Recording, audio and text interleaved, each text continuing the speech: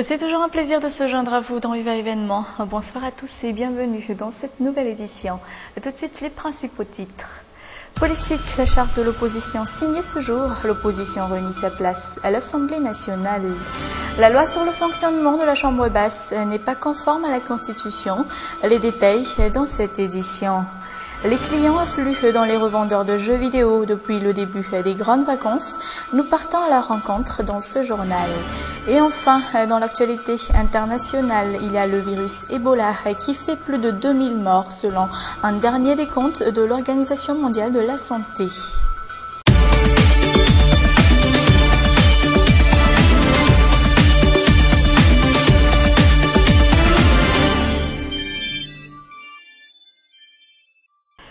Les agriculteurs craignent pour leur récolte de riz cette année en raison du manque d'eau dans les rizières.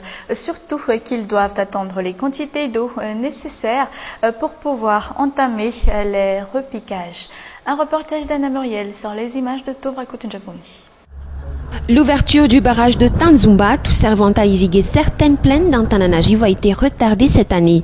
Un retard qui a causé d'importantes conséquences sur la riziculture de certains paysans comme Fans, une rizicultrice d'Ambudmita.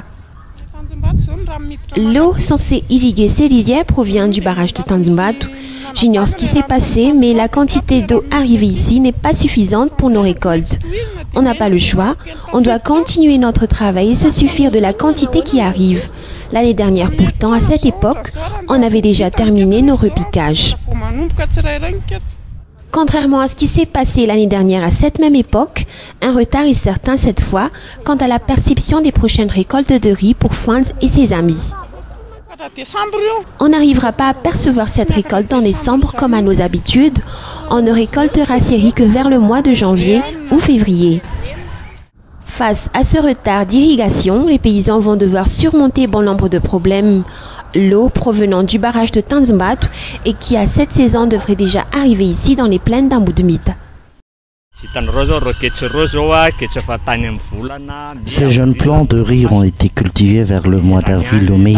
Si on attend encore, ils vont finir par se faner. J'ignore le pourquoi de ce retard. Je crois que cela est dû aux travaux d'assainissement de certains canaux bouchés. Bref, de l'irresponsabilité de certaines autorités qui ont dû le faire à temps. Ils devront déjà savoir, comme chaque année, que ce retard entraînera de sérieuses conséquences aux récoltes.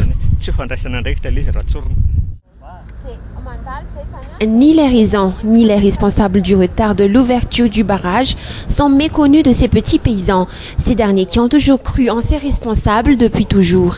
Ces riz contre-saison qui sont les stabilisateurs du prix du riz dans la capitale pendant les périodes de pluie. L'arrivée des eaux dans les rizières profite aussi aux lessiveuses. Ça leur permet surtout d'éviter de dépenser de l'argent dans les bassins. De ce fait, elles gagnent un peu plus d'argent que d'habitude. Toujours un reportage d'Anna Muriel et Tovrakotenjavouni. Sandra aura à laver 3 cuvettes de linge sale ce jour, une quantité énorme certes, mais qui sera rapidement effectuée selon elle. Tout ce dont elle a besoin lui est offert sur un plateau et puis elle n'aura pas à trop dépenser. Ici, tout est gratuit, on n'a pas à payer quoi que ce soit. Il y a de la place et on peut sécher les linges ici même. J'ai à laver 3 cuvettes de linge sale mais je m'en fais pas, j'ai déjà tout entre mes mains. Seule dépense de la journée quand on fait la lessive sur les lieux, l'achat de savon.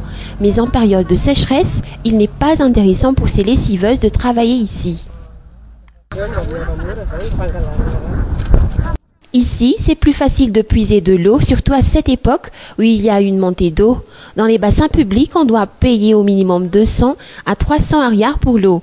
Avec cette somme, on peut acheter du savon, même si la propreté de l'eau dans les bassins est différente de celle qu'on puise ici. L'ouverture du barrage de Tanzumba pour faciliter l'irrigation, entraînant une montée d'eau ici à Ambudmita, aide beaucoup les lessiveuses de cette partie de la capitale. Et même si l'eau ici sur les champs n'est pas si propre que celle dans les lavoirs publics, ces lessiveuses préfèrent profiter de la gratuité de la lessive.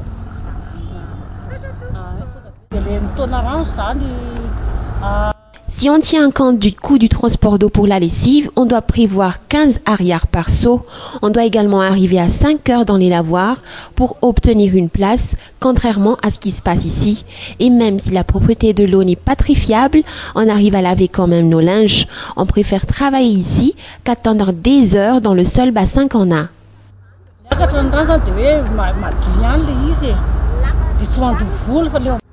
Ces lessiveuses retrouveront leur galère dans les lavoirs publics à partir du mois d'avril, mois à partir duquel la sécheresse prendra place ici.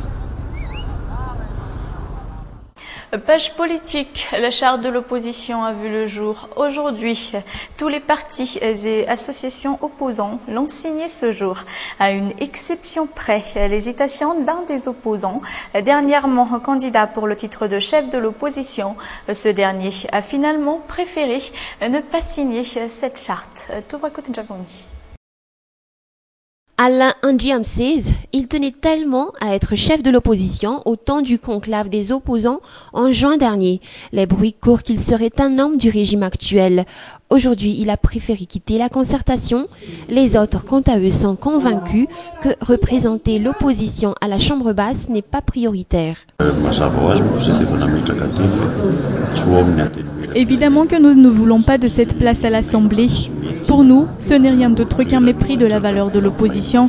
Quoi qu'il en soit, il y aura un chef de l'opposition. Ça ne sert à rien de se précipiter. Tout vient à point à qui sait attendre.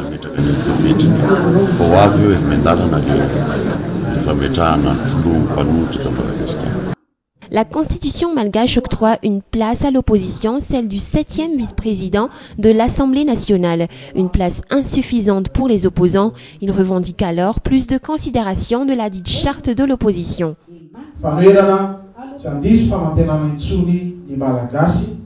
Ce sera une opposition qui ne décevra plus jamais le peuple malgache, car ce sera une opposition qui porte avec conviction les attentes des malgaches, en plus d'être une opposition authentique, contre-pouvoir, dont le socle est l'adhésion de tout un chacun qui rayonnera dans tout Madagascar.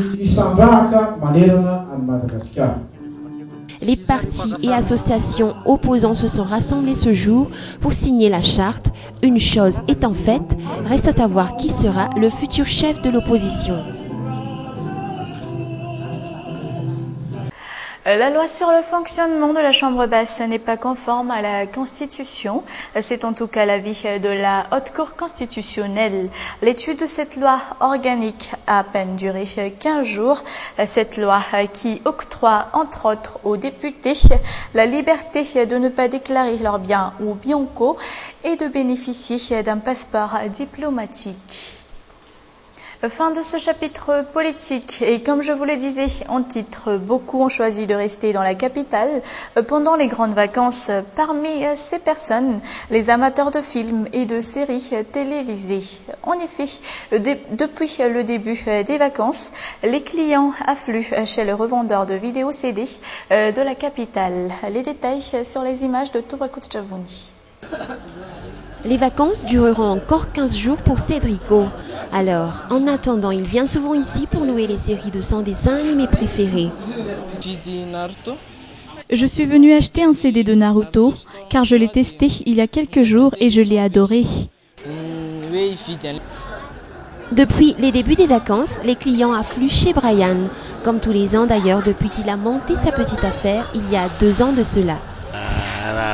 En période de vacances, c'est toujours pareil. Nous sommes débordés car il y a 10 fois plus de clients que d'habitude. C'est les vacances. Les enfants sont les plus nombreux à venir acheter ou louer des CD chez Brian. Les jeux vidéo sont les plus demandés, en plus des films et des séries. Louer des CD est devenu une habitude pour les Tananariviens, d'autant plus que c'est pas cher. 1000 à 2000 arrières le CD. À l'étranger, FIFA 2014 et Sims 4 figurent parmi les jeux vidéo les plus demandés. FIFA 2014 renferme les meilleurs joueurs de football des meilleurs clubs à l'échelle mondiale, dont le Real de Madrid de Cristiano Ronaldo, FC Barcelone de Lionel Messi ou encore le PSG d'Ibrahimovic. Sims 4, quant à lui, est un jeu permettant aux joueurs de vivre virtuellement la vie de famille ou le quotidien dont ils rêvent. Les jeux vidéo envahissent le marché depuis plus de 15 ans à Madagascar. Petits et grands les apprécient. La Camis et les travaux de construction d'un grand hôpital sont sur le point de se finaliser. Il a été bâti sur un espace de 23 400 mètres carrés.